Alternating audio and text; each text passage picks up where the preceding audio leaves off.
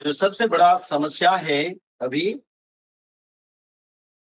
Third world war की, और साथ ही साथ धर्म संस्थापना की समय चल रहा है। अभी मनुष्य लोग युग संध्या के समय पर उपस्थित है। युग संध्या यानी एक युग का जाता है और दूसरा युग आता है।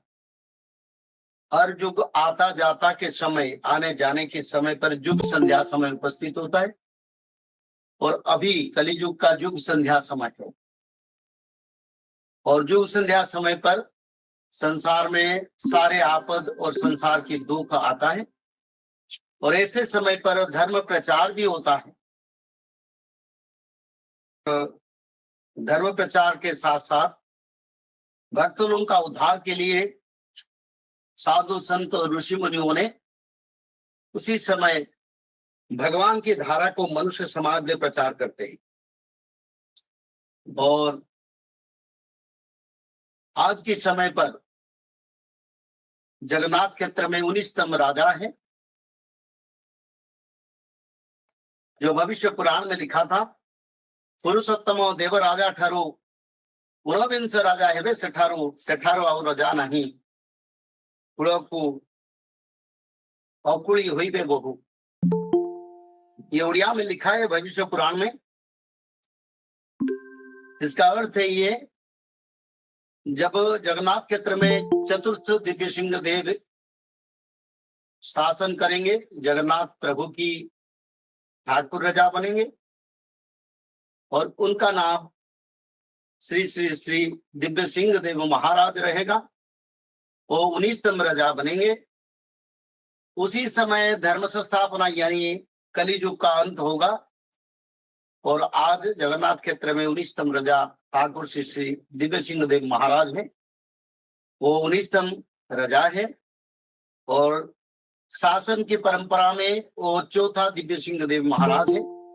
तो ऐसे हिसाब से धर्म संस्थापना उसी समय होगा जिस समय जगन्नाथ क्षेत्र में 19 स्तंभ राजा और ठाकुर श्री दिव्य सिंह देव महाराज रहेंगे। तो आज ही ऐसी ही दिखाई दे रहा है। इसका कारण है ये धर्म संस्थापना के समय चल रहा है। और धर्म संस्थापना समय यानी धर्म को उद्धार और पाप का विनाश, क्योंकि धर्म गिरा हुआ है। और जब धर्म गिर जाता है, पाप बढ़ जाता है, तो उसी समय भगवान के अवतार भी होता है, वो धर्म संस्थापना भी होता है। तो सारा विश्व में 2025-26 सबसे बड़ा इंपोर्टेंट समय है। एक युग का परिवर्तन हो चुका है, कलियुग का, और सत्य युग की ओर हम जा रहे हैं। चतुर्जाब्ध सहस्राणि चतुर्जाब्ध शतानि च गते गिरिवै श्रीनाथ प्रादुर्भविष्यति। इसका अर्थ है ये शास्त्र में लिखा है 4400 साल के बाद कलियुग नहीं रहेगा।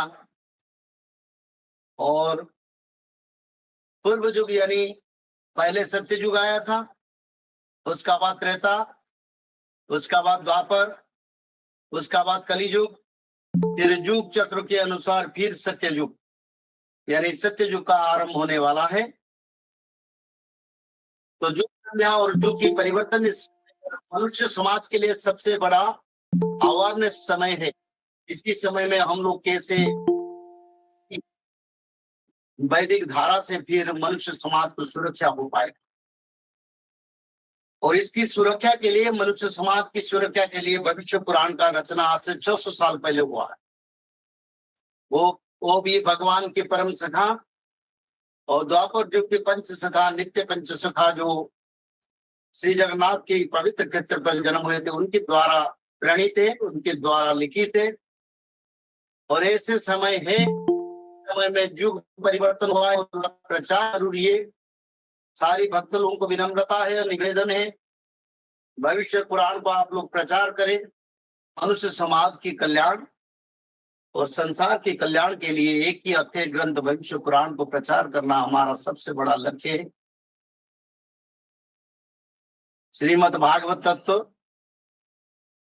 श्रीमद् भागवत की भागवत महात्म्य हम देखे हैं और पढ़े भी हैं। जब नारद महामुनि धरती पर आए थे उसी समय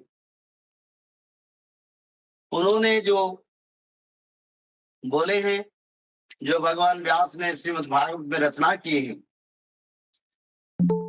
कलियुग का जो वन अवस्था था, फिर धीरे धीरे कलियुग का अभी अंतिम समय घोर कली यानी शेष कलियुग का शेष हो गया, पर प्रभाव ज्यादा है, क्योंकि मृत्यु के समय प्रभाव होता है, दिया ज्यादा जलता है बुझने से पहले। अभी भी ऐसा समय चल रहा है, तो कोई की बात नहीं है। उससे उद्धार के लिए भगवान ने हमारी के लिए वो पुस्तक को रचना किए थे, और आज उसका प्रचार भी सारा भारत विश्व में हो रहा है।